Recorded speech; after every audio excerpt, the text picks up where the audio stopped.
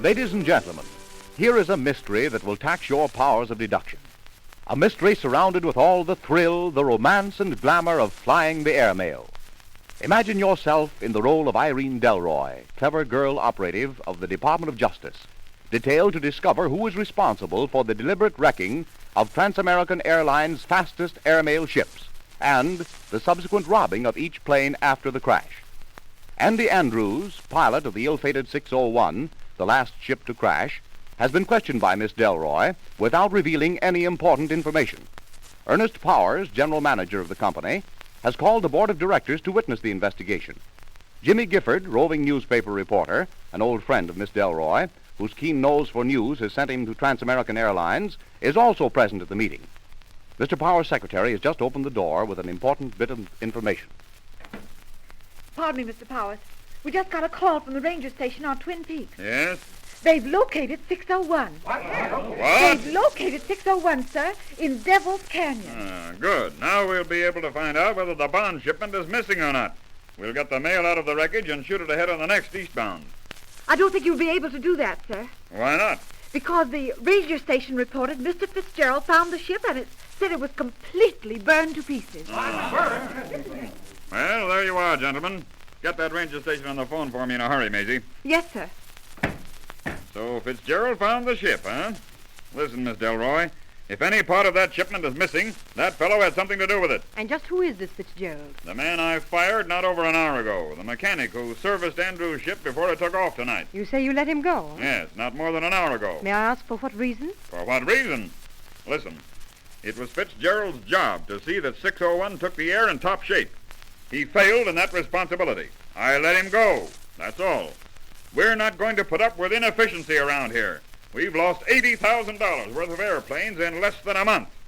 We're going to have efficiency around here if I have to fire every man in the organization. Bravo! Bravo, Powers! Bravo! That'll be enough out of you, Gifford. As a representative of the press, we've allowed you to remain. One more break out of you, and I'll have you thrown out. So you fired Fitzgerald, eh? Yes, what about it? Nothing. Only you fired Miss Delroy's aide-de-camp, so to speak. That's good. What do you mean?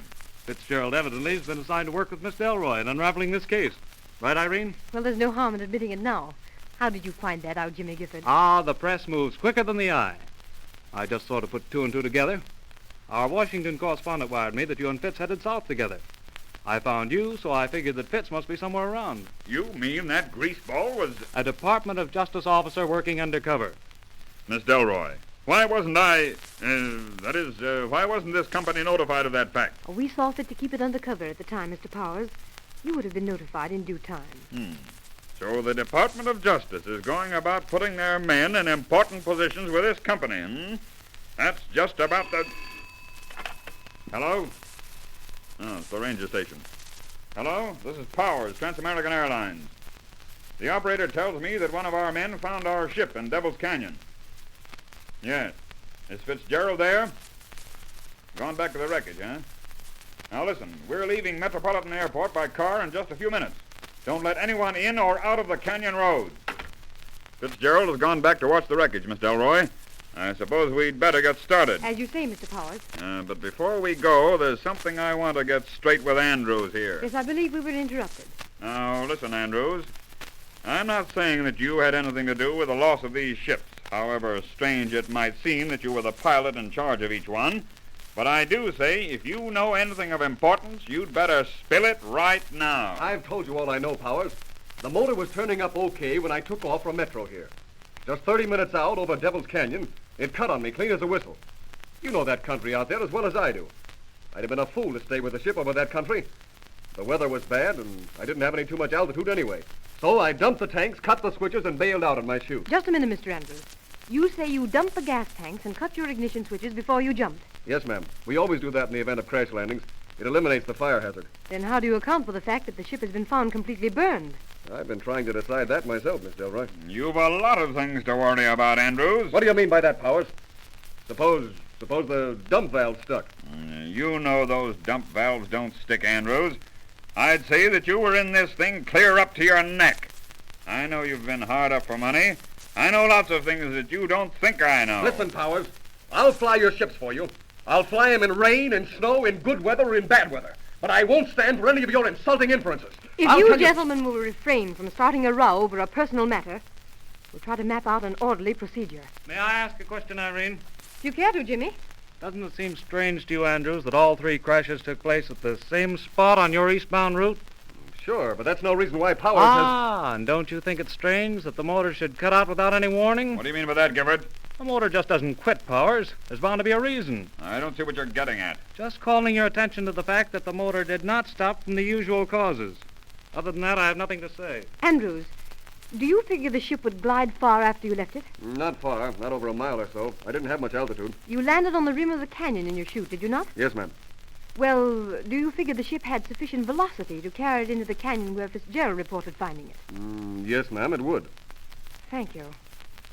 Well, Mr. Powers, if you'll call your car, we'll start for the canyon. Coming, Jimmy? Certainly. I have a hunch that Fitzgerald is going to have something interesting to tell us.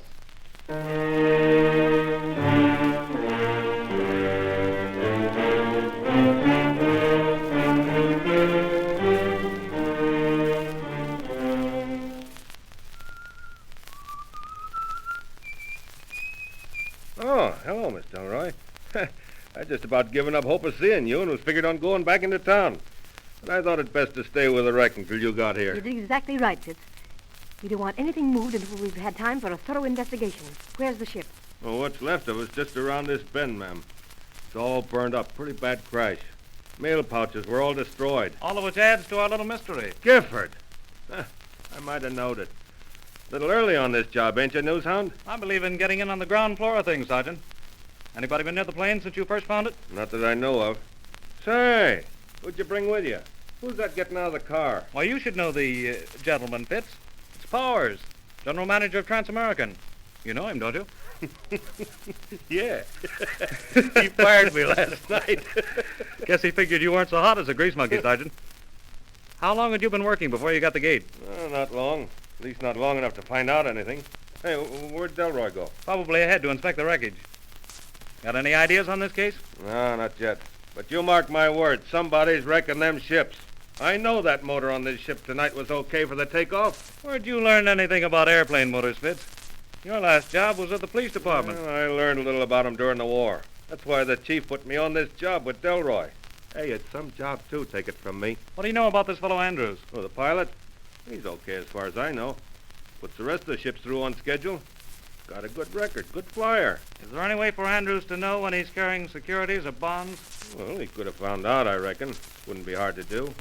Hey, you don't think this guy maybe is... What do you think, Sergeant? Well, it might bear watching at that. You know it wouldn't be at all difficult to report trouble over the plane radio, cut the switches, and bail out in a parachute. Yeah, but what good would that do him? He couldn't bring those bonds down with him. You don't think he'd try to pull a job like this without help, do you?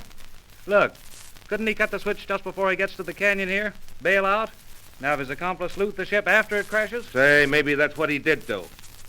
And the guy that was helping him set fire to the wreck so we couldn't tell if the bonds were missing or not, huh? How about those other crashes, Fitz? Well, I didn't investigate them. But Delroy tells me that the mail sacks were cut open and the money shipment was stolen. No fire? No, not on the other 2. Hey, I'm going to talk to Delroy about this guy, Andrews. There's bound to be something phony about his story. Let's climb on down to the crash and see what Delroy and Powers are talking about. Easy here. Okay, Watch I'll for those watch it. loose rocks. Say, wait a minute. Huh? The idea just occurred to me, Fitz, that we may be all wrong about the way those ships are robbed. What do you mean? There's only one road leading into the canyon. The forest ranger back there on the hill assured me that no one except yourself had been down this road in the last 3 days. Yeah, there's something in that, too. Just the same, I'm keeping my eye on that Andrews guy. All right, Sergeant, you may be on the right track. Oh, here we are. Anything interesting, Irene? There's one thing for certain, Jimmy. This ship was set on fire deliberately after the crash. No, Miss Delroy, I wouldn't say anything like that without evidence. Perhaps, as Andrew suggested, the dump valve stuck and the gasoline sprayed over the motor and caught fire. I've looked into that, Mr. Powers. Both dump valves are open. There's every evidence that this ship was burned quite a while after the crash. But why? What could be the objective? Well, whoever is responsible for the wrecking and robbing of this ship wanted to destroy all evidence of its robbery. Hey, that's just what Gifford was telling me, ma'am. Jimmy's powers of deduction seem to be working as usual. There's one thing that doesn't ring true, Irene. What's that? Well, it took a lot of gasoline or oil to make this fire. The only way the crooks could transport it down here would be by automobile. And the forest ranger back on the road said that no car had been down here in the past 3 days. We can't let some minor detail shadow the true facts in this case, Jimmy. This ship was deliberately set on fire. How and why remains to be seen. Oh, I think you're inclined to attach too much mystery to this crash, Miss Delroy. I, for one, believe that you'll find the bonds destroyed in that pile of ashes. Look at this, Miss Delroy. What is it, Sergeant? A pocket knife, ma'am, with the blade open. Let's see it. Nice and sharp. Just the thing to use for cutting mail pouches. Where did you find it, Fitz? Right over there, ma'am, behind those rocks. Here's a pair of goggles, too. A pair of what? Flying goggles. Look. Here, Sergeant. Mr. Powers, your pilots don't wear goggles flying these fast mails, do they? No, the cockpits are entirely closed. There's no necessity to wear goggles. Well, someone visited this crash last night before the sergeant found it and left these flying glasses and this pocket knife. What's the matter, Powers? Nothing at all. I was just trying to... Hold something back? No, you're wrong. I was merely... Did you ever see this knife before? No. Did you ever see these flying goggles before, Mr. Powers? I want the truth now. No, that is, well... You're keeping something back. No, I just didn't want to... You know who these goggles belong to, don't you?